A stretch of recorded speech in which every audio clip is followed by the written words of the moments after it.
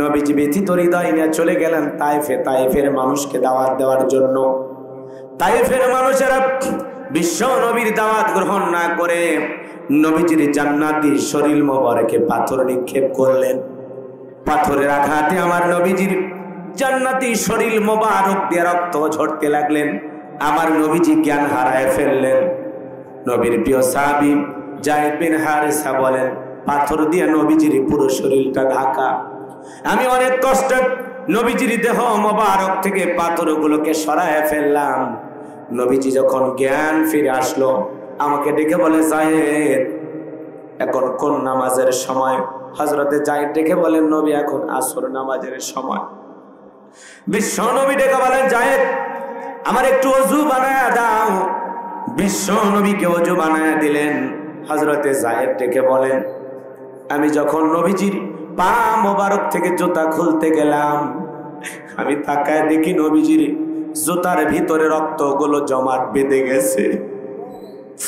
অনেক কষ্টে নবীজির পা থেকে জুতা মোবারক খুললাম। নবীজি সিজদা দেওয়ার পরে আসমান থেকে জিবরাইল এসে বলে, নবী আপনি শুধু একবার অর্ডার দেন যে তায়েফের মানুষের আপনাকে পাথর নিক্ষেপ করেছে গো নবী, পাহাড় চাপা দিয়ে তাদেরকে আমি শেষ করে দেব। আমার নবী ডেকে বলে, জিবরাইল তায়েফের মানুষ না চিনে আমাকে পাথর নিক্ষেপ করেছে। বিশ্বনবী সঙ্গে সঙ্গে আল্লাহ তাআলার দরবারে হাত তুলে দোয়া করে বলেন, আল্লাহ তায়েফের মানুষেরা আমাকে না চিনে পাথর নিক্ষেপ করেছে, আমি তায়েফের মানুষগুলোকে মাফ করে দিয়েছি। ও আল্লাহ তুমিও তায়েফের মানুষগুলোকে মাফ করে দাও। আজকে যদি তাদেরকে পাথর চাপা দিয়ে শেষ করে দেওয়া হয়, আমি কার কাছে কালেমার দাওয়াত পৌঁছাবো? চিৎকার মেরে বলুন সুবহানাল্লাহ। এই জন্য বিশ্ব নবীকে বলা হয় রাহমাতাল লিল আলামিন। মানুষের জন্য যেমন দয়া মায়া ছিল, এই পৃথিবীর সকল মাখলুকের জন্য তার দয়া মায়া ছিল। এই জন্য আল্লাহ বলেন, ওয়া মা আরসালনাকা ইল্লা রাহমাতাল লিল আলামিন।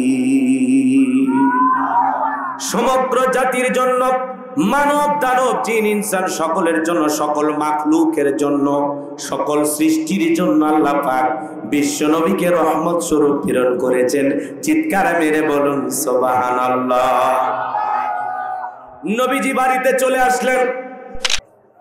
ভূমিকা লম্বা কথা নয়, সরাসরি আমরা মূল আলোচনায় প্রবেশ করতে চাই। তবে আলহামদুলিল্লাহ আজকের মাহফিলে আমার পরেও কিন্তু একজন আকর্ষণ আছে, প্রধান আকর্ষণ, যার নাম হলো তবারক আলী। কেউ যাবেন না খালি, উনি প্যাকেট হয়ে পর্দা সহকারে আপনাদের সামনে হাজির হবে ইনশাআল্লাহ। তো ইনি প্রস্তুত হতে হতে সময় চাইছে কর্তৃপক্ষের ভাইরে একটা, বলতেছে একটার আগে কোনো মতে ওনাকে মঞ্চে নিয়ে আসা যাবে না। এই জন্য আমি পড়ে গেছি বেকায়দা। আমি নিয়ত করেছিলাম 12:30টার মধ্যে প্রোগ্রামটা শেষ করব। তারপরে আমরা দেখি আশায় আছি যত তাড়াতাড়ি প্যাকেট হয় আপনাদেরকে দেয়া হবে ইনশাআল্লাহ। কষ্ট পারলেন আপনারা? তাহলে আজকের মাহফিলে কালেকশন নাই, ভাইয়েরা নিজেদের টাকা দিয়ে এই জান্নাতের বাগান সাজাইছেন, আলহামদুলিল্লাহ বল। এই দিক দিয়ে তারা ধন্যবাদ পাওয়ার মতো একটা উপযুক্ত, কারণ বাংলাদেশে অধিকাংশ মাহফিলগুলোতে কালেকশন হয় আলহামদুলিল্লাহ। আমাদের ভাইয়েরা, এলাকার মানুষ এত দানবী, নিজেদের পকেটের টাকা খরচ করে 2 দিন ব্যাপী মাহফিলের আয়োজন করেছে, কারো কাছে বলে না। আবার আপনাদেরকে খালি শুনতেই দেবে, মাঝখানে পকেটে হাত দিয়ে ডিস্টার্ব করা লাগবে, কারণ আমরা জীবন দিতে রাজি কিন্তু টাকা দিতে চাই না সহজ। কথা বলেন ঠিক কি না? এটা সবার ক্ষেত্রে, আপনি আমি সবাই সমান। আবার রাগ করিলেন না, মাহফিলে গিয়ে কালেকশন হলে অনেক মানুষ বিরক্ত হয়, আবার অনেক মানুষ এটাকে মানে উৎসাহ মনে করে খুশি হইয়া আল্লাহকে ভালোবেসে দানও করে। কথা বলেন ঠিক কি না? তো সব মিলে আসি, আমরা সব দিক দিয়ে আসি আলহামদুলিল্লাহ। আমি কথা বলবো পবিত্র কোরআনুল কারীমের 41 নম্বর সূরা। সূরাটির নাম হামিম আস-সিজদা। বলেন কি নাম? মোট আয়াত আছে 54টি, রুকু আছে 6টি। বিশ্বনবীর মক্কার জিন্দেগিতে এই সূরাটি নাজিল হয়েছেন। আমি আপনাদের সামনে 30 নম্বর আয়াতে কারিমা তেলাওয়াত করেছি। আয়াতের নাম্বার 30, আল্লাহ যেন কিয়ামতের ময়দানে আমাদের সবাইকে পার করে দেন ফুলসিরাতের ব্রিজ। জোরে বলেন আমিন। 24 নম্বর পারার 19 নম্বর পৃষ্ঠার 3 নম্বর লাইনে এই আয়াতে কারিমা রয়েছে, বলুন আল্লাহু আকবার। আমি কোনো ভূমিকা দিতে চাচ্ছি না, ডাইরেক্ট রাত 11:20 বাজতেছে, এই সময় যদি ভূমিকা দিয়ে দিক সেদিক যায় আপনারা কষ্ট পাবেন। এই জন্য সরাসরি আল্লাহর কোরআন থেকে আলোচনা করতে চাই। কষ্ট হবে ভাই, একটু ধৈর্য নিয়ে আপনারা কি থাকতে পারবেন তো ইনশাআল্লাহ? জি, থাকেন আর না থাকেন আমার আপত্তি নাই, কারণ লোক যত কমে যাবে প্যাকেট তত বেশি পাওয়া যাবে। আমরা আসি নাকি গো? আচ্ছা ঠিক আছে, মন খারাপ করেন না। আমি জানি আপনারা আল্লাহর কোরআনকে ভালোবেসে এসেছেন, কথা বলে ঠিক না? এগুলো মানুষকে টাকা দিয়ে আনা যাবে না, এগুলো মানুষকে ওলার প্যাকেটের লোক দেখায় আনা যাবে না। এখানে যারা বসে আছে সবাই কোরআনের পাগল, কথা বলে ঠিক না? কোরআনের আকর্ষণে কারা কারা মাহফিল এসেছেন দুই হাত তুলে বলেন লিল্লাহে তাকবীর, লিল্লাহে তাকবীর। কোরআনের আকর্ষণ প্রমাণ করে আগামীর বাংলাদেশ কোরআনওয়ালাদের বাংলাদেশ, আগামীর বাংলাদেশ ইসলামের বাংলাদেশ। আমরা কোরআনের রং যদি দেখতে চাই, কোরআনের স্বাদ যদি পেতে চাই, তাহলে আল্লাহর কোরআনকে পার্লামেন্টে ঢুকাইতে হবে। তাহলে কোরআনের স্বাদ কি মজা কি আমরা টের পাবো, কথা বলে ঠিক কি না? সম্মানিত ভাইরা আমার, একটু শুরু করতে দেন, আস্তে আস্তে মজা পাবেন ইনশাআল্লাহ। ঝিনাইদহবাসী জবান ছেড়ে সবাই একটু মহব্বতে আমার সাথে তেলাওয়াত করুন। আউযু বিল্লাহি মিনাশ শাইতানির রাজিম। বিসমিল্লাহির রাহমানির রাহিম। বিতাড়িত মুরদাদ শয়তানের কাছ থেকে আল্লাহ পাকের কাছে আশ্রয় প্রার্থনা চাচ্ছি। পরম করুণাময় অসীম দয়ালু আল্লাহ তাআলার নামে শুরু করছি। যে কোনো আয়াত বা সূরার তাফসীর করতে হলে কোন প্রেক্ষাপটে কোন সময় আল্লাহ তাআলা তার হাবিবের উপরে সেই সূরাটি বা আয়াতটি নাজিল করেছেন, সে নাজিলের প্রেক্ষাপট জানার দরকার আছে না নাই? আরবিতে বলা হয় শানে নজুল। যদি শানে নজুল আলোচনা করা হয় তাহলে তাফসীর বুঝতে সহজ হয়। তাহলে আল্লাহর হাবিবের উপর কোন প্রেক্ষাপটে কোন সময় আল্লাহ তাআলা এই আয়াতি কারিমাগুলো নাজিল করেছেন, আমি কি একটু তুলে ধরবো? কষ্ট হবে না? একটা তাকবীর দেন, লিল্লাহি তাকবীর। একটু আওয়াজ দেওয়ালে পুরুষের মতো, কথা কি বোঝেন নাই? আপনাদের আওয়াজে বলে দিবি জায়গায় নরম চলবে না গরম চলবে। আমি করবো আওয়াজ, আপনারা দেবেন আওয়াজ, জবাব দিবেন ঠিক ঠিক, আলোচনা হবে কমপ্লিট। শ্রোতাদের স্পিরিটে বারে বক্তার হিট, আলোচনা হবে জায়গা মতো ফিট। আগে বলতাম কিছু আস প্যান্ডেলে কিছু আস অ্যাঙ্গেলে, এখন অ্যাঙ্গেল বা এখন যা হবে ডাইরেক্ট। আজকের মাহফিলের সভাপতি মুরব্বী পাইছি, মাশাআল্লাহ। কথা কয় না কেন? সভাপতি কি মুরব্বী মাশাআল্লাহ বলেন। মুরব্বী মানুষ পাশে থাকলে বরকত হয়, কথা বলেন ঠিক কি না? মুরব্বী আছে যেখানে বরকত আছে, মুরব্বীরা যেখানে আছে, মুরব্বীরা যেখানে পরামর্শ দেবে দেখবেন সেই কাজে কল্যাণ আছে। আজকে আমরা আমাদের বাবাজিকে পাইছি, আলহামদুলিল্লাহ বলেন। উনি কিন্তু খালি মুরব্বী না, কি মনে করছেন? উনি সাবেক ইমাম, তাই না? মাহফিল পরিচালনা হযরত মাওলানা আজিম উদ্দিন সাহেব, আপনি মাশাআল্লাহ, আল্লাহ কবুল করেন, জোরে বলুন আমিন। আশেপাশে আলেম ওলামা দিয়ে ভরা, আল্লাহ কবুল করেন, জোরে বলুন আমিন। আমাদের মুরব্বী বাজানের জন্য আমরা দিল থেকে দোয়া করব, আল্লাহ পাক যেন তাকে সুস্থতার সহিত নেখায়াত দান করেন। আর একটু জোরে বলেন আমিন। তাহলে আমার ভাইয়েরা, কোন প্রেক্ষাপটে আল্লাহ তাআলা নাজিল করেছেন চলুন আমরা একটু বোঝার চেষ্টা করি সে সময়টা কেমন ছিল। আমার ভাইয়েরা, আল্লাহ রাব্বুল আলামিন কোন প্রেক্ষাপটে তারা হাবিবের উপরে আয়াত কারিমাগুলো নাজিল করলেন? নবীজির কাছের দুইজন মানুষ মাত্র 3 দিনের ব্যবধানে মারা গেলেন। নবীজির কাছের চাচা নাম আবুল আহাব মারা গেলেন। নবীজির প্রিয়তমা স্ত্রী আম্মা জানা খাদিজাতুল কুবরা রাদিয়াল্লাহু তাআলা আনহা মারা গেলেন। দুইজন মানুষ, একজন মানুষ বাহির দিক দিয়ে নবীকে আগলায় রাখতেন, আর একজন মানুষ ঘরের ভিতরে ভালোবাসাতে আগলায় রাখতেন। দুইজন মানুষের ভালোবাসার ছায়াটা যখন চলে গেল, নবীজি ব্যথিত হৃদয় নিয়ে চলে গেলেন তায়েফে, তায়েফের মানুষকে দাওয়াত দেওয়ার জন্য।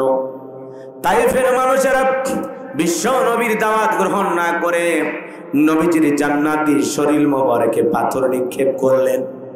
পাথরের আঘাতে আমার নবীজির জান্নাতি শরীর মোবারক দিয়ে রক্ত ঝরতে লাগলেন। আমার নবীজি জ্ঞান হারায় ফেললেন। নবীর প্রিয় সাহাবী যায়েদ বিন হারেসা বলেন, পাথর দিয়ে নবীজির পুরো শরীরটা ঢাকা। আমি অনেক কষ্টে নবীজির দেহ মোবারক থেকে পাথরগুলোকে সরায় ফেললাম। নবীজি যখন জ্ঞান ফিরে আসলো, আমাকে ডেকে বলে, যায়েদ এখন কোন নামাজের সময়? হযরতে যায়েদ ডেকে বলেন, নবী এখন আসর নামাজের সময়। বিশ্ব নবী ডেকে বলেন, যায়েদ আমার একটু ওযু বানায়া দাও। বিশ্ব নবীকে ওযু বানায়া দিলেন। হযরতে যায়েদ ডেকে বলেন, আমি যখন নবীজির পা মোবারক থেকে জুতা খুলতে গেলাম, আমি তাকায় দেখি নবীজির জুতার ভিতরে রক্তগুলো জমাট বেঁধে গেছে। অনেক কষ্টে নবীজির পা থেকে জুতা মোবারক খুললাম। নবীজি সিজদা দেওয়ার পরে আসমান থেকে জিবরাইল এসে বলে, নবী আপনি শুধু একবার অর্ডার দেন যে তায়েফের মানুষের আপনাকে পাথর নিক্ষেপ করেছে গো নবী, পাহাড় চাপা দিয়ে তাদেরকে আমি শেষ করে দেব। আমার নবী ডেকে বলে, জিবরাইল তায়েফের মানুষ না চিনে আমাকে পাথর নিক্ষেপ করেছে। বিশ্বনবী সঙ্গে সঙ্গে আল্লাহ তাআলার দরবারে হাত তুলে দোয়া করে বলেন, আল্লাহ তায়েফের মানুষেরা আমাকে না চিনে পাথর নিক্ষেপ করেছে, আমি তায়েফের মানুষগুলোকে মাফ করে দিয়েছি। ও আল্লাহ তুমিও তায়েফের মানুষগুলোকে মাফ করে দাও। আজকে যদি তাদেরকে পাথর চাপা দিয়ে শেষ করে দেওয়া হয়, আমি কার কাছে কালেমার দাওয়াত পৌঁছাবো? চিৎকার মেরে বলুন সুবহানাল্লাহ। এই জন্য বিশ্ব নবীকে বলা হয় রাহমাতাল লিল আলামিন। মানুষের জন্য যেমন দয়া মায়া ছিল, এই পৃথিবীর সকল মাখলুকের জন্য তার দয়া মায়া ছিল। এই জন্য আল্লাহ বলেন, ওয়া মা আরসালনাকা ইল্লা রাহমাতাল লিল আলামিন।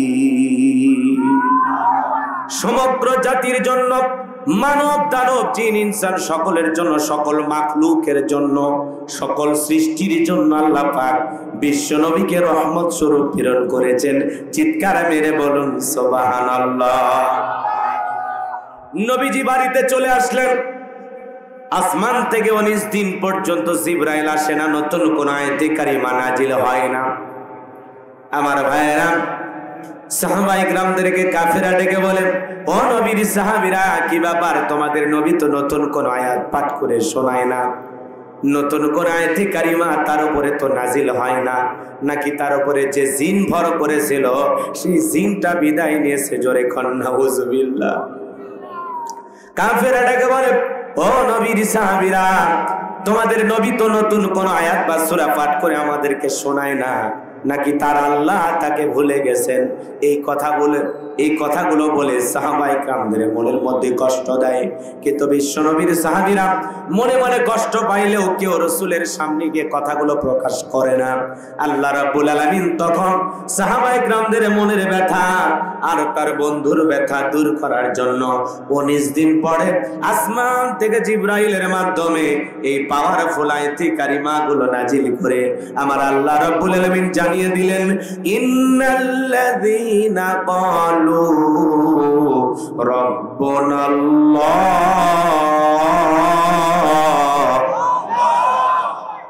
ইন্নাল্লাযীনা ক্বালু রাব্বুনা আল্লাহ, নিশ্চয় যারা বলে আমি তাদের রব, আমাদের রব কে? এরপরে আল্লাহ রাব্বুল আলামিন বলেন, সুম্মাস্তাকামু, এই কথার উপরে যারা ইস্তেকামাত থাকে, অবিচল অটল থাকে, তাতানাজ্জালু আলাইহিমুল মালাইকা, আসমান থেকে তাদের উপরে ফেরেশতা নাজিল হয়। ফেরেশতা নাজিল হয় 3 সময়। ফেরেশতা এসে বলে, আল্লাহ তাখাফু, ভয় পেও না, ওয়ালা তাহজানু, চিন্তা করো না, ওয়া আবশিরু বিল জান্নাতিল্লাতী কুনতুম তুআদুন, তোমাদের যে জান্নাতের প্রতিশ্রুতি দেওয়া হয়েছে, যে জান্নাতের ওয়াদা দেওয়া হয়েছে, সেই জান্নাত তোমরা গ্রহণ করো, সেই জান্নাত পেয়ে তোমরা আনন্দিত হও। চিৎকার মেরে বলুন সুবহানাল্লাহ। এটা হলো আয়াতের সরল অনুবাদ। এবার চলুন আমরা মূল তাফসিরে চলে যাই। কষ্ট হচ্ছে আপনাদের? কষ্ট হলে উপায় নাই। আমাকে একটু শুরু করতে দেন। আল্লাহ তাআলা বলেন, ইন্নাল্লাযীনা ক্বালু রাব্বুনাল্লাহ, নিশ্চয়ই যারা বলে আমি তাদের রব, সুম্মা ইসতাকামু, এই কথার উপরে যারা ইস্তেকামাত থাকে, অবিচল অটল থাকে, দৃঢ় থাকে, মজবুত থাকে। আপনাদের এলাকায় কি রাস্তা আছে? কথা বলেন না কেন? আর একটু জোরে বলেন। রাস্তার দুই ধারে দেখি গাছ লাগানো হয়। এ বাজান গো আমার, যখন ঝড় আসছে, বৃষ্টি আসে, আইলা আসে, নার্গিস আসে, হুদহুদ, সনি ফনি, মিক্সাউ, মিথিলি, কয়েকদিন আসছে দানা। ভারতে আসছিল কয়েকদিন আগে কি ঘূর্ণিঝড়ের নাম দানা, করে দিবে ফানা ফানা। এই যে বিভিন্ন ঘূর্ণিঝড় যখন আসে, রাস্তার গাছ গোছালি গুলো ভেঙে রাস্তার উপরে পড়ে থাকে। কথা বলেন ঠিক কি না? আবার কিছু গাছ মজবুত ভাবে শিকড় নিয়ে দাঁড়িয়ে থাকে, এর নাম হলো ইস্তেকামাত থাকা। কথা বলেন এখন, মজবুত ভাবে দাঁড়িয়ে থাকতে হবে। সুম্মা ইসতাকামু, ইস্তেকামাত থাকা, দৃঢ় থাকা, অবিচল অটল থাকা। এদিকে খেয়াল করেন, আপনি যখন বলবেন ইন্নাল্লাযীনা ক্বালু রাব্বুনাল্লাহ, নিশ্চয়ই যারা বলবে আমি তোমাদের রব। আমাদের রব কে? যারা বলবে ইন্নাল্লাযীনা ক্বালু রাব্বুনাল্লাহ, যারা বলবে আমি তোমাদের রব, আমাদের রব কে? আরেকটু জোরে বলেন কে? আল্লাহ তাআলা বলতেছেন, যারা আমাকে রব বলে স্বীকার করবে, সুম্মা ইসতাকামু, এই কথার উপরে যারা ইস্তেকামাত থাকবে, অবিচল অটল থাকবে, যারা বলবে আল্লাহ আমার রব, এই কথার উপরে যদি টিকে থাকতে আপনি চান, তাহলে আপনার উপরে মামলা আসবে, হামলা আসবে, নির্যাতন আসবে, জুলুম আসবে। শত নির্যাতন জুলুম সহ্য করেও আপনাকে এই কথাই বলতে হবে, আমার রব একমাত্র কে? আর একটু জোরে বলেন কে? যারা বলবে আমার রব আল্লাহ, এই কথার উপরে টিকে থাকতে হলে আপনার উপরে নানান ধরনের নির্যাতন জুলুম আসবে। সব নির্যাতন জুলুম সহ্য করবে, কিন্তু কখনো জালেমের কাছে মাথা নত করবে? জোরে বলেন, মাথা নত করবে? তাহলে ইন্নাল্লাযীনা ক্বালু রাব্বুনাল্লাহ, যারা বলে আমাদের রব আল্লাহ, এই কথার উপরে যারা ইস্তেকামাত থাকে, অবিচল অটল থাকে, তাদের উপরে নানান ধরনের জুলুম আসবে, নির্যাতন আসবে। হাজারো নির্যাতন জুলুম আপনাকে সহ্য করা লাগবে। কথা বলেন ঠিক কিনা?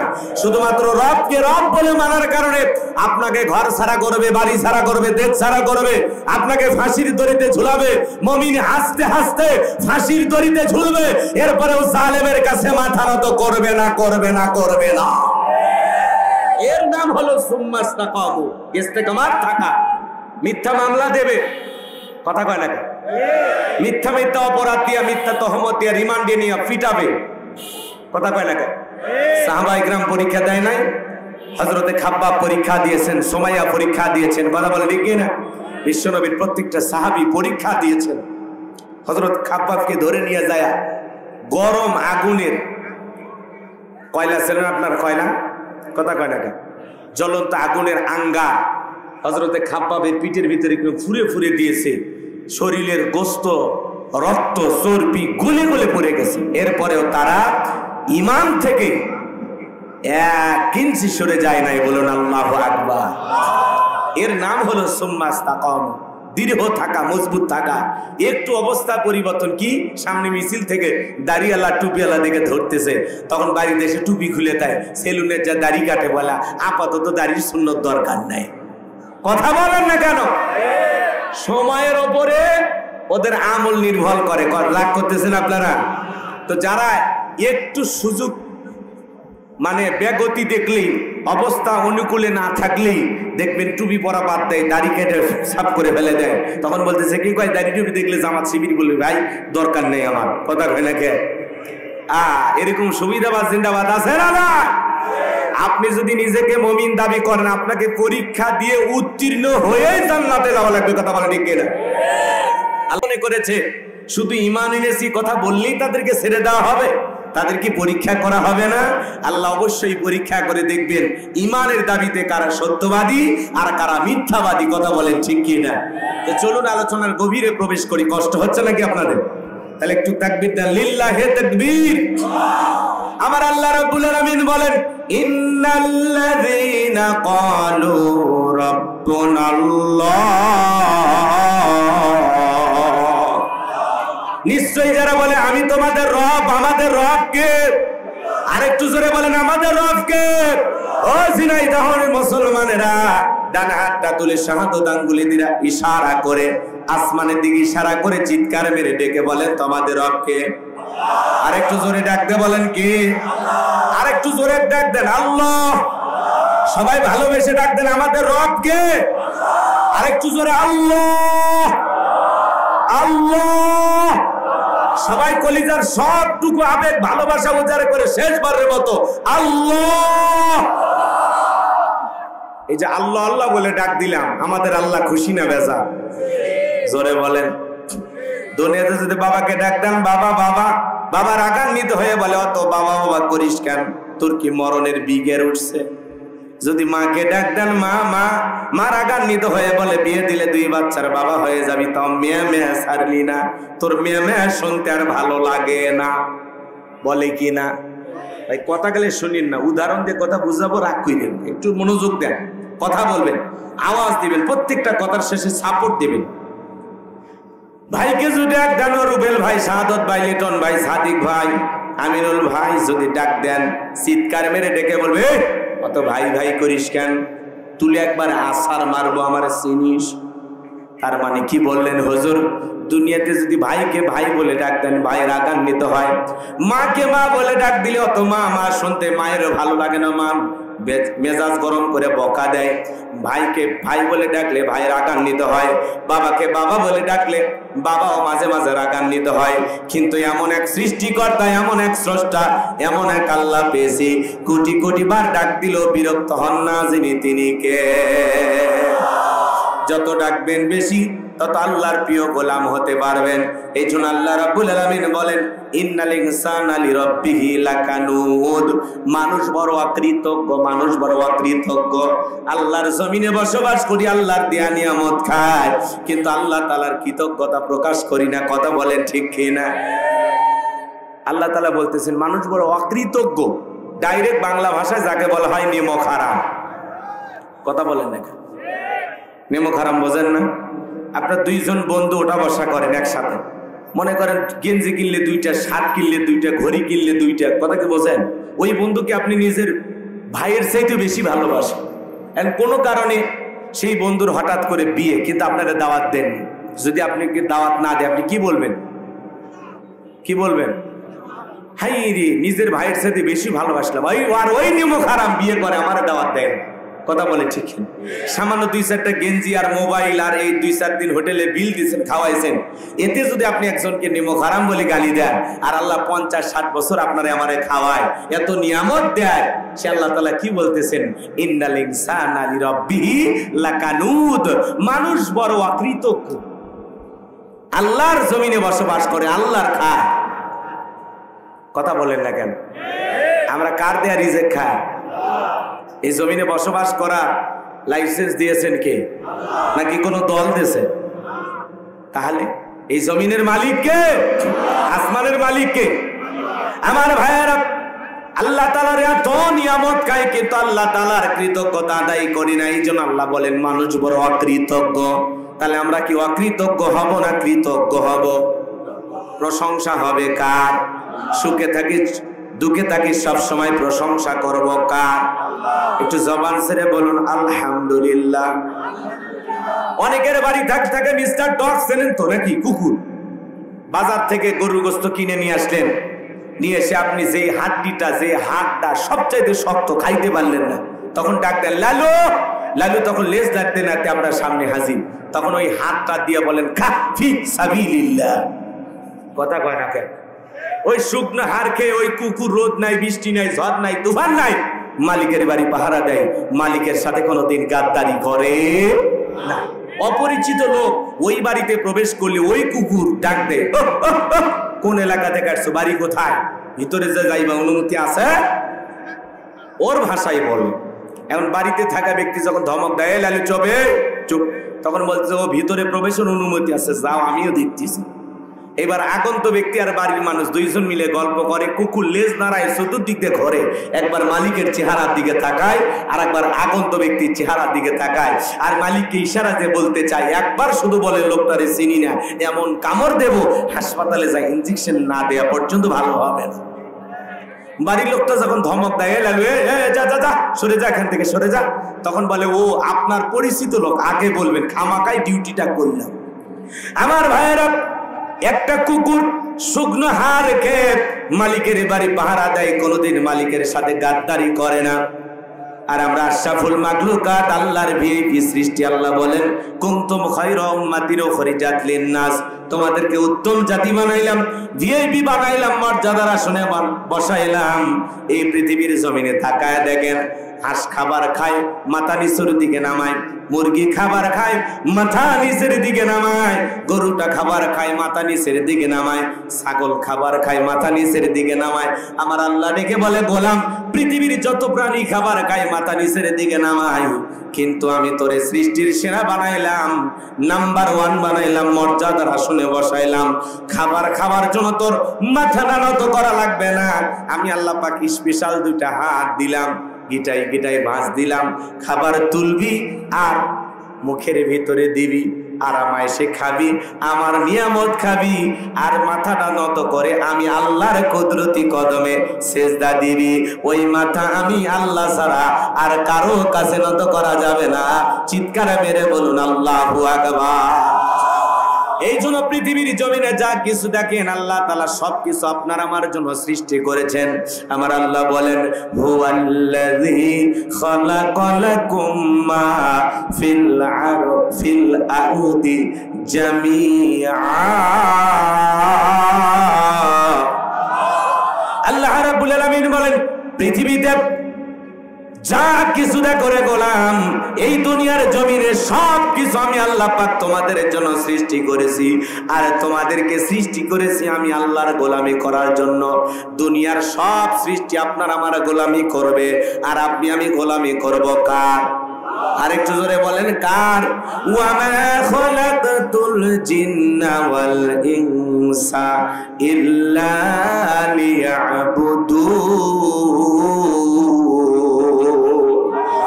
আল্লাহ তাআলা বলেন, আমি মানব জাতি আর জিন জাতিকে সৃষ্টি করেছি শুধুমাত্র কেবলমাত্র একমাত্র আমি আল্লাহর দাসত্ব আর গোলামি করার জন্য। তাহলে আপনি আমি গোলামি করব কার? আরো জোরে বলেন, কার? কেন আল্লাহর গোলামি করবেন না? এই সুন্দর চোখ 2টা সৃষ্টি করেছেন কে? এই যে সুন্দর হাত, সুন্দর পা, সুন্দর কান, সুন্দর ঠোঁট, সুন্দর দাঁত, পা থেকে মাথা পর্যন্ত দেখেন কোটি কোটি টাকার নিয়ামত দিয়ে আল্লাহ তাআলা আপনাকে আমাকে সাজিয়েছেন। আর সে আল্লাহ তাআলা বলেন, লাকাদ খালাকনাল ইনসানা ফি আহসানি তাকওয়িম। বান্দারে, আমি আল্লাহ পাক নিপুণ হাতে সুন্দর করে সুন্দর গঠন দিয়া আমি আল্লাহ তাআলা তোদের সৃষ্টি করেছি। সুবহানাল্লাহ। তাহলে আপনাকে আমাকে সুন্দর করে সৃষ্টি করেছেন কে? সে আল্লাহর গোলামি করা দরকার আছে না নাই? চোখ যদি কপালের মাঝখানে দিতেন আর ফুটবল খেলতে যা মাথা দিয়ে যদি হিট দিতেন, কি হইতো?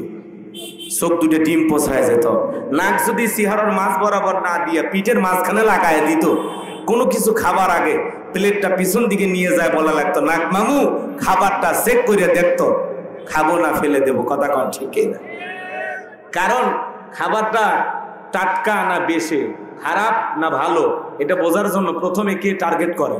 না। কথা বলে ঠিক না? তাহলে এত সুন্দর করে যে আল্লাহ তাআলা সৃষ্টি করেছেন, সে আল্লাহর গোলামি করতে রাজি আছেন তো ইনশাআল্লাহ? কষ্ট হবে না ভাই? বলেন তো, পৃথিবীর কোন দোকানে কি এরকম একটা আঙ্গুল কিনতে পাওয়া যায়? কথা কন না কেমন পাওয়া যায়? পৃথিবীর কোন ফ্যাক্টরিতে কি চোখ তৈরি করা হয় নাকি? পাওয়া যায়? আল্লাহর দেয়া এরকম সৃষ্টির কোনো কিছু পৃথিবীতে আজ পর্যন্ত কেউ তৈরি করতে পারে? মানুষ প্রযুক্তির কারণে সুফিয়া বানায়, মেশিন দিয়া কথা বলে, সংবাদ পড়তে পারে, যেটা চাইতেছেন ওটা আনতে পারে। কিন্তু বলেন তো, আল্লাহর সৃষ্টি আর মানুষের রোবট এগুলো কি কখনো এক হতে পারে? কশ্চিন কালেও সম্ভব নয়। কথা বলেন ঠিক কি না? আল্লাহ পাক আমাদের সবাইকে তার গোলামি করা তৌফিক দান করুন। জোরে বলুন আমিন। কষ্ট হয় তাহলে বলেন তো আমাদের রব কে? আমার ভাইয়েরা, আল্লাহ রাব্বুল আলামিন রূহের জগতে আপনাকে আমাকে প্রশ্ন করেছিলেন, আলাস্তু বিরাব্বিকুম, আমি কি তোমাদের রব নই? আমরা সেদিন সবাই জবাব দিয়ে বলেছিলাম ক্বালু বালা, অবশ্যই আপনি আমাদের রব। এই পৃথিবীর জমিনে আসার পরে আল্লাহ রাব্বুল আলামিন সর্বপ্রথম যে ওহী নাজিল করলেন, ইকরা বিসমি রাব্বিকাল্লাযী খলাক, পড়ো তোমার রবের নামে যিনি তোমাদেরকে সৃষ্টি করেছেন। এই আয়াতের ভিতরে রব শব্দ আছে না নাই? রবের জ্ঞান শিক্ষা দেওয়া হয় কোথায়? স্কুল, কলেজ নাকি মাদ্রাসায়? আরো জোরে বলেন কোন জায়গায়? মাদ্রাসায় শিক্ষা দেওয়া হয়। বাজান গো আমার, দেখবেন তাকায়া কত ছেলে স্কুলে পড়াশোনা করে, ব্যাগটা পেছনে ঝুলানো আছে, পেশাব করতেছে আর রাস্তার মধ্যে লিখতেছে। একজনকে জিজ্ঞাসা করলাম, বাবা কোন ক্লাসে পড়ো? কয় ক্লাস 3-তে। তো পেশাব করতেছো, লিখতেছো, ব্যাপারটা কি? তোমাদের প্রাইমারিতে কি পেশাব করা আদব কায়দা শেখানো হয় না? তখন ডেকে বলে, হুজুর প্রাইমারি পেশাবখানা যায় দেখি আমার সারিতাই দাঁড়িয়ে থেকে পেশাব করে। তার মানে যেমন দেখতেছে তেমন শিখতেছে। কথা বলেন ঠিক কিনা? আর ছোট ছোট বাচ্চা মাদ্রাসায় যায় দেখেন পেশাব করে, কি সুন্দর, পানি নাই, টিস্যু নাই, মাটি ব্যবহার করে। কথা বলেন। ছোট ছোট বাচ্চা কি সুন্দর বাড়িতে এসে মা বাবাকে সালাম দেয়, পাড়া প্রতিবেশীকে সালাম দেয়, কখনো দাঁড়ায় পেশাব করে না। ওস্তাদ বলেছে বাবা দাঁড়িয়ে পেশাব করা হারাম। আর যারা পেশাব থেকে পবিত্রতা অর্জন করে না, কবরের ভিতরে তাদের আযাব হবে, শাস্তি হবে। কথা কয় না কেন? কিছু কিছু মানুষকে শুধু এই কারণে কবরে শাস্তি দেওয়া হবে যারা পেশাব থেকে পবিত্রতা অর্জন করতো না। আপনি 30-40 বছর বয়স, আরে পেশাব করলেন আর রাস্তা করে উঠে আসলেন, কিছুই নেয় না, পানিও নেয় না, টিস্যুও নেয় না, কিছুই নেয় না। কথা কন না কেন? কলেজে পড়াশোনা করে মোটর সাইকেলে ঘোরাঘুরি করতে, পালসার গাড়ি ব্রেক কইরা রাস্তার মধ্যে সেন্টটা টান দিয়ে কুকুরের মতো দাঁড়িয়ে থেকে পেশাব করে, বসেও না। এরকম নির্লজ্জ আছে না? না। এক হুজুরের ওয়াজ শুনে বলতেছে, জানা আজ থেকে পেশাব করে টিস্যু নেব, মাটি নেব, না হলে পানি নেব। ওয়াজ শেষে যাইতেছে তো রাত 2টা-3টা, বোঝেন নাই? তখন ওই দাম করে পেশাব করতেছে আর ভাবতেছে হুজুরের ওয়াজের কথা। দেখেন না এখনকার শ্রোতারা তো এরকম। সেদিন দেখি এক শ্রোতা, বাপ রে বাপ, পেশাবও করতেছে, ওয়াজও শুনতেছে। এ কি? মোবাইলে ওয়াজ বাজতেছে আর কি করে? পেশাব করে। কি করে?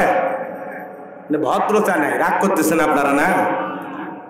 তো হুজুরের ওয়াজ শুনে একজন আর নিয়ত করছে যে না আজ থেকে পেশাব করে হয় পানি, না হয় টিস্যু, না হয় মাটি। হুজুর বলছে কিছু না হলে ঠেকা সারা জন্য বালু মাটি দিয়ে হলেও। এখন হুজুরের ওয়াজ শুনতে, ওয়াজের কথা চিন্তা করতেছে, পকেটে টিস্যু নাই, পানিও নাই, মাটিও নাই।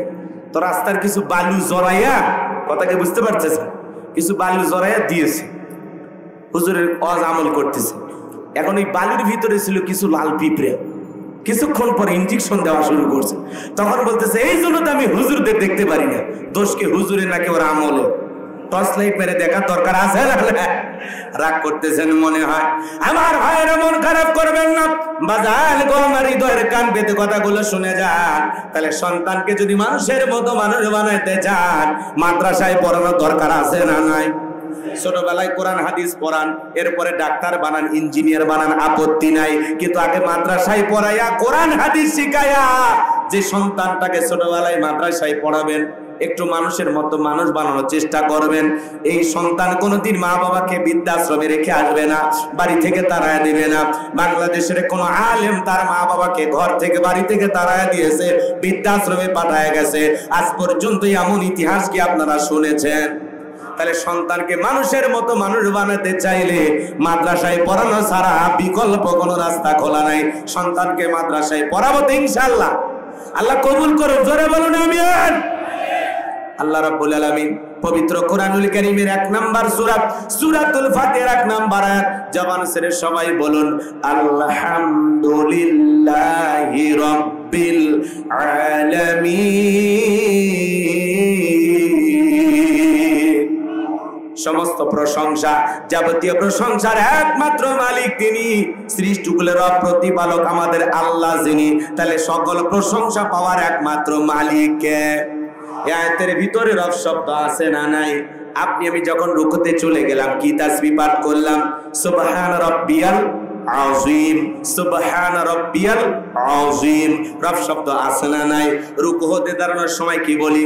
সামিআল্লাহু লিমান হামিদা, রব্বানা লাকাল হামদ। রব শব্দ আছে না নাই? এরপরে আপনি আমি যখন সিজদায় চলে যাই, মাথাটা নত করি, কি তাসবিহ পাঠ করি? সুবহান রাব্বিয়াল আ'লা, সুবহান রাব্বিয়াল আ'লা, সুবহান রাব্বিয়াল আ'লা। কিছু কিছু লোক খালি সিজদায় যা দেখবেন সুবহান সুবহান সুবহান সুবহানাল্লাহ কয় না, সবিনের তেল কয়, আল্লাহ ভালো জানে, স্পষ্ট বোঝা যায় না। আপনাকে স্পষ্ট করে বলতে হবে সুবহান রাব্বিয়াল আ'লা, সুবহান রাব্বিয়াল আ'লা, সুবহান রাব্বিয়াল সুবহান সুবহান সুবহান সুবহান সুবহান। আছে না নাই? নামাজ যখন শেষ হয়ে যায়, সালাম ফিরানোর পরে আল্লাহ তাআলার কাছে যখন দোয়া করি কি বলি? রব্বানা আতিনা ফিদ দুনিয়া হাসানাতাও ওয়া ফিল আখিরাতি হাসানাতাও ওয়া কিনা আযাবান নার। সূরা বাকারার 201 নম্বরে আল্লাহর কাছে ডেকে বললাম, হে আমাদের রব, আমাদেরকে দুনিয়ার কল্যাণ দান করো, আখিরাতের কল্যাণ দান করো। দুনিয়ার যাবতীয় কল্যাণ দেওয়ার মালিক কে? কথা বোঝেন নাই মনে হয়? দুনিয়ার যাবতীয় কল্যাণ দেওয়ার মালিক কে? আল্লাহর কাছে বলতেছে, আল্লাহ দুনিয়ার সব কল্যাণ আমারে দাও, আখিরাতের যাবতীয় কল্যাণ আমারে দাও, ওই কঠিন জাহান্নামের আগুন থেকে আমাদের মুক্তি দাও। তাহলে জাহান্নামের আগুন থেকে বাঁচানোর মালিক কে? আর দুনিয়া আখিরাতের যাবতীয় কল্যাণ দেওয়ার মালিক কে? রাগ করতেছেন আপনারা? আমার ভাইয়েরা, হৃদয়ের গভীর থেকে কথাগুলো বলতেছি, মনোযোগ দিয়ে কথাগুলো শ্রবণ করার চেষ্টা করবেন। পবিত্র কোরআনুল কারীমের সর্বশেষ যে সূরা, সূরাটির নাম হলো নাস, তার 1 নাম্বার আয়াত, কুল আউযু বিরাব্বিন নাস। বলেন তো বাজারে আয়াতের ভিতরে রব শব্দ আছে না নাই? জীবনের পরতে পরতে রব। আমার ভাইয়েরা, আপনি আমি যেদিন মারা যাব, মসজিদের মাইকে যেদিন এলান জারি হবে, এই গ্রামের অমুক ব্যক্তি বেঁচে নাই, ইন্না লিল্লাহি ওয়া ইন্না ইলাইহি রাজিউন। আপনার আমার মৃত্যুর সংবাদ শোনার পরে ছেলেটা কেঁদে বলবে বাবা নাই, মেয়েটা কেঁদে বলবে বাবা নাই, প্রিয়তম স্ত্রী কেঁদে বলবে আমার স্বামী নাই। আমি গোলাম রব্বানি যদি এখনই আজকে এই জায়গায় মারা যায়, এই সংবাদটা আমার লাশ পৌঁছানোর আগে কিন্তু আমার বাড়িতে চলে যাবে। আমার ভাইয়েরা, আমি যখন মৃত লাশ হয়ে যাব, আমার মৃত্যুর সংবাদ শোনার সাথে সাথে লোকজন বলবে না না, হুজুর মারা গেছে কতক্ষণ আগে আমরা জানি না, লাশটা আনার পরে দেরি করা যাবে না, তোমরা কবর খনন করা শুরু করো। ছেলেটা বলবে আব্বা কতক্ষণ আগে মারা গেছে জানি না, তাড়াতাড়ি বাঁশ কাটা শুরু করে দাও। কেউ যাবে কাফনের কাপড় আনতে, কেউ যাবে আতর সুরমা আনতে, কেউ বা বড়ই পাতার গরম পানি নিয়ে প্রস্তুতি গ্রহণ করে থাকবে। কথা বলেন ঠিক কি না? আমি যাওয়ার আগে আমার লাশটাকে বিদায় দেওয়ার জন্য সকল প্রস্তুতি সম্পন্ন হবে। এই জন্য বাজানগো, আমার মৃত্যুর পরে বুঝতে পারবেন এই দুনিয়া কারো আপন না। এই দুনিয়াতে আপনার আমার কেউ আপন না, কেউ আপন না, মা আপন না, বাবা আপন না, সন্তান আপন না, বন্ধু বান্ধব আপন না। আপনার আমার আপন বলতে যদি কেউ থাকে, তার নাম আল্লাহ। আল্লাহ ছাড়া আমাদের আপন কেউ না। আমি মারা গেলে আমার বিবি নতুন করে সংসার গোছাবে, আমার সন্তান নতুন করে জীবন শুরু করবে। কিছুদিন পরে আমার মা বাবা ভুলে যাবে, বন্ধু বান্ধব ভুলে যাবে। কেউ মনে রাখবে না যে গোলাম রব্বানি নামের দুনিয়াতে কোনো মানুষ ছিল। আস্তে আস্তে সবাই ভুলে যাবে। এজন্য বাজান গো আমার, সেই রবের সাথে আমাদের সম্পর্ক রাখা দরকার, যে রব দুনিয়াতেও আপনাকে আমাকে ভুলবে না, পরকালেও ভুলবে না, জান্নাতে দিলেও রব আপনাকে আমাকে কখনো ভুলে যাবে না। সে রবের সাথে মোহাব্বত, কালেকশন, বন্ধুত্বটা গভীর হওয়ার দরকার। আছে না নাই? আর দুনিয়াতে যত ভালোবাসা সব মিথ্যা, মায়া, ক্ষণিকের মায়া, ক্ষণিকের মায়া। এই মায়া বড় খুব খারাপ জিনিস। একটা শক্ত পুরুষকেও দুর্বল বানায় দেয়। কথা বলে ঠিকই না? এই জন্য মায়া জালে আটকা যাবে না, কারো মিষ্টি কথায় ভোলা যাবে না, কারো প্রতি বেশি দুর্বল হওয়া যাবে না। নিজেকে শক্ত রাখা লাগবে, কথা বলে ঠিক কি না? হাজারো আঘাতে আপনাকে টিকে থাকতে হবে, কথা বলে ঠিক কি না? আমার ভাইয়েরা গভীর মনোযোগ দিয়ে কথাগুলো বোঝার চেষ্টা করবেন। সন্তান কাঁদবে, মেয়ে কাঁদবে, ছেলে কাঁদবে, বিবি কাঁদবে, আত্মীয় স্বজন কান্নাকাটি করবে। আপনার আমার লাশটা যখন বাড়িতে নিয়ে যাবে বাজার, মশুরি টাঙ্গাইয়া দেহে রঙিন পোশাক কইলা গরম পানি দিয়ে গোসল করা দিবে রে বাজা।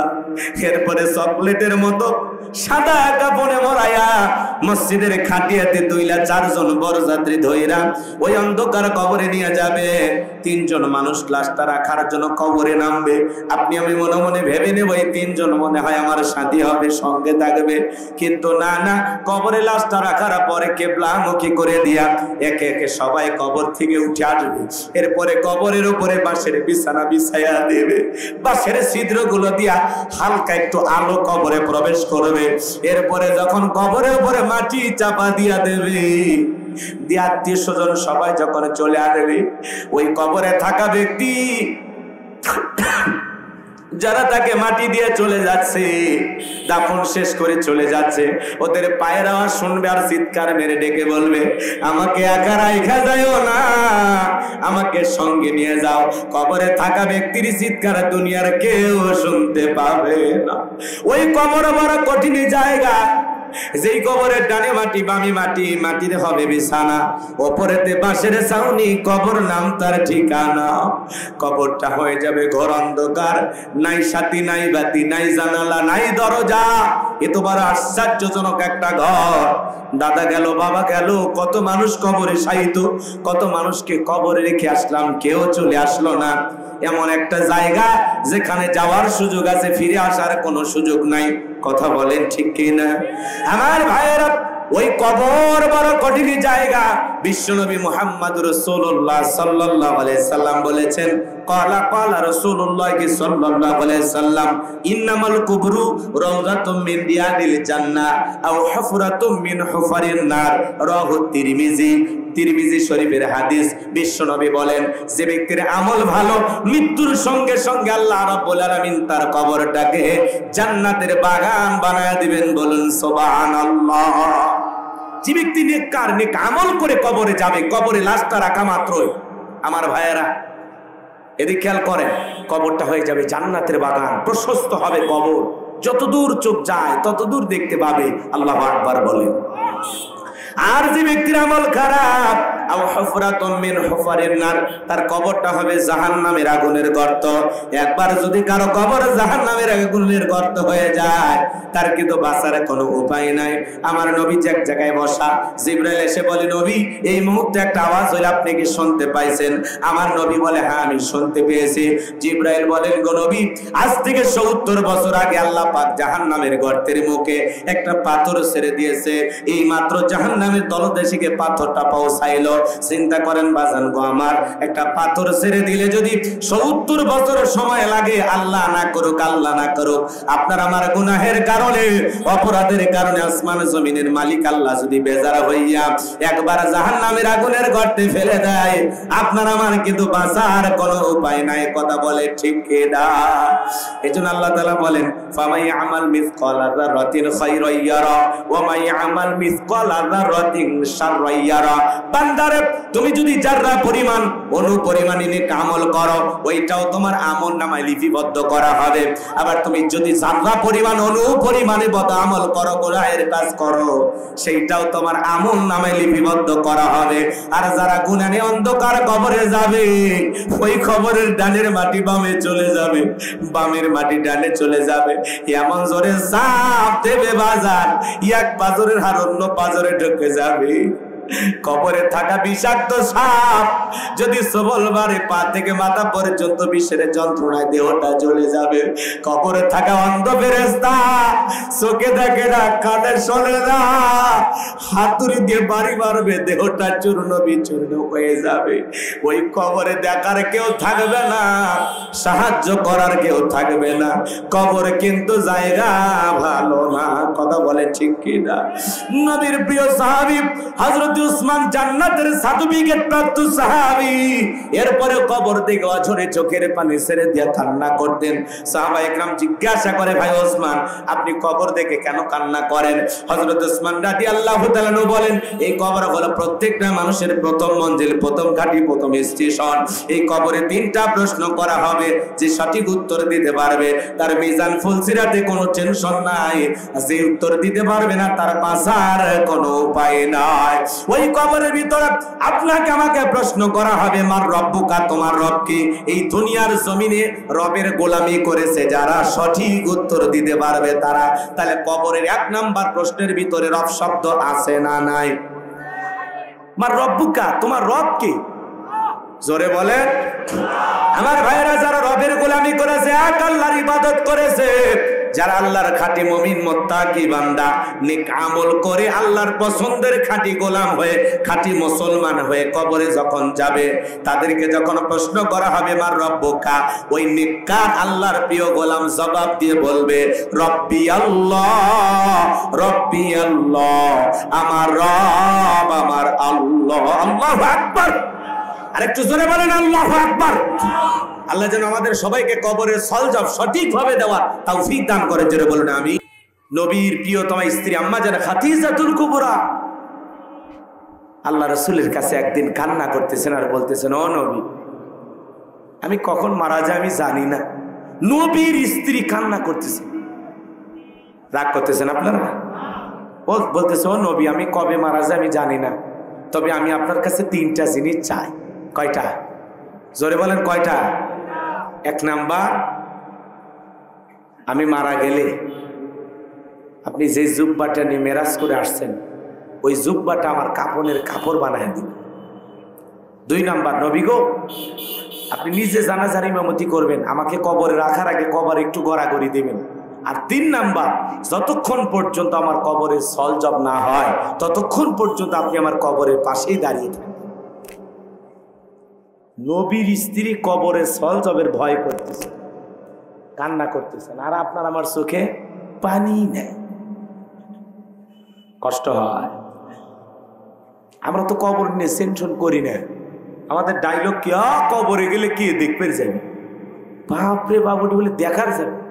কবরের ভিতর কি মেলা লাগে নাকি? হ্যাঁ, মাঝে মাঝে কবরে কোনো দিবস পালন হয় যে মাঝে মাঝে যে আপনার সাথে সাক্ষাৎ করে আসবে? ভাই, কবর এমন একটা জায়গা দেখার উপায় নাই। ভিডিও কলে আমেরিকায় কথা বলা যাবে। এই যে মিস্টার ডোনাল্ড ট্রাম্প, কথা কয় না কেন? ডোনাল্ড ট্রাম্প নতুন করে প্রেসিডেন্ট হইল না, আমেরিকার কথা বলে না কেন? আমেরিকার প্রেসিডেন্টের নাম কি বলেন? Donald Trump. সে আবার নতুন করে এই আধা পাগল মানুষটাকে আমেরিকার মানুষ প্রেসিডেন্ট বানাইলো। 47তম প্রেসিডেন্ট ডোনাল্ড ট্রাম্প, তাকে প্রেসিডেন্ট বানাইলো। এরপরে কোন নারীকে তারা প্রধানমন্ত্রী বানাইলো না। কথা বলে ঠিক না? আমেরিকা বড় বড় পুরুষ প্রধানমন্ত্রী চায়, ওরা অন্য অন্য দেশের নারী প্রধানমন্ত্রীকে সাপোর্ট করে, তেল দেয়, কিন্তু আমেরিকার মানুষ কখনো নারীর ক্ষমতায়নে বিশ্বাস করে না।